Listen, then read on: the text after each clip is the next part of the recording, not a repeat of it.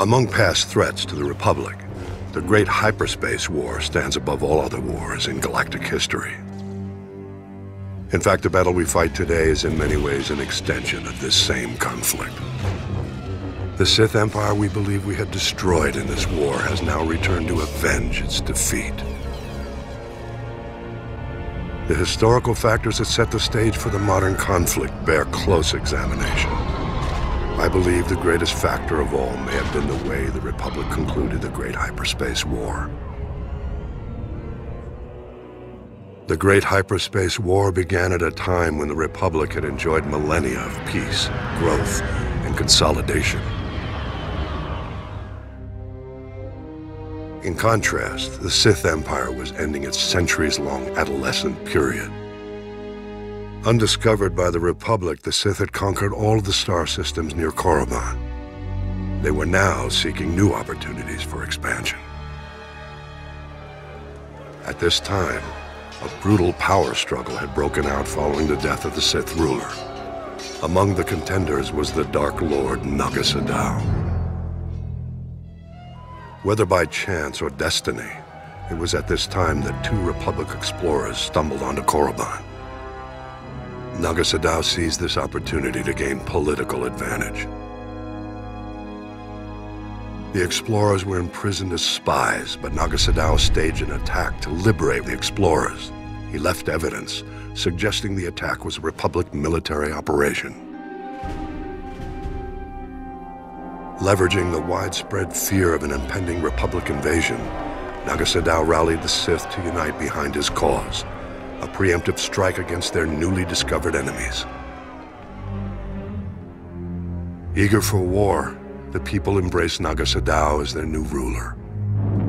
His first act was to launch a vicious assault against the Republic. The Sith armies attacked on several fronts, including Coruscant itself. Naga Sadow commanded all his forces from a meditation sphere, suspended over a giant star. The initial onslaught overwhelmed the Republic's unprepared defenses. The Sith Empire's victory was almost assured, but as happened so often, the dark side turned upon itself. Naga Sadow was betrayed by his apprentice.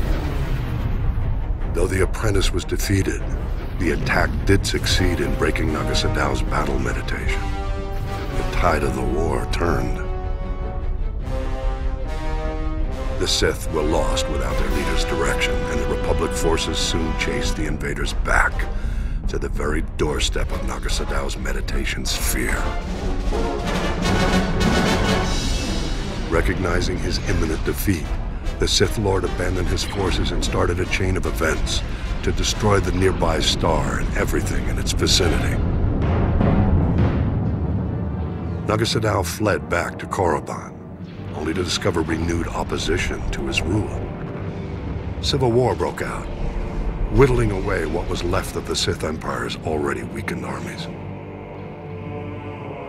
Naga Sadow defeated the upstarts, but the Sith were defenseless when the Republic fleet attacked shortly thereafter. As the Republic fleet wiped up what remained of the Sith military, Naga Sadow fled again, this time into permanent exile on Yavin 4. It was at this moment the Republic made what might now be considered a mistake. The Sith no longer posed a threat to the Republic, but the Supreme Chancellor was unsatisfied. Jedi and Republic forces were sent to Korriban and other Sith planets to ensure no remnants of the Sith Empire remained. It was this action which drove the surviving Sith to flee into deep space, with the new Dark Lord who rose to take Naga Sadow's place. The same Dark Lord they continue to call Emperor to this day. I believe this was why he led his people to rebuild their civilization on Drummond Kaz. And this was why they returned 13 centuries later to get revenge against the Republic. One must wonder how things might have been if the Republic had handled the end of the Great Hyperspace War differently.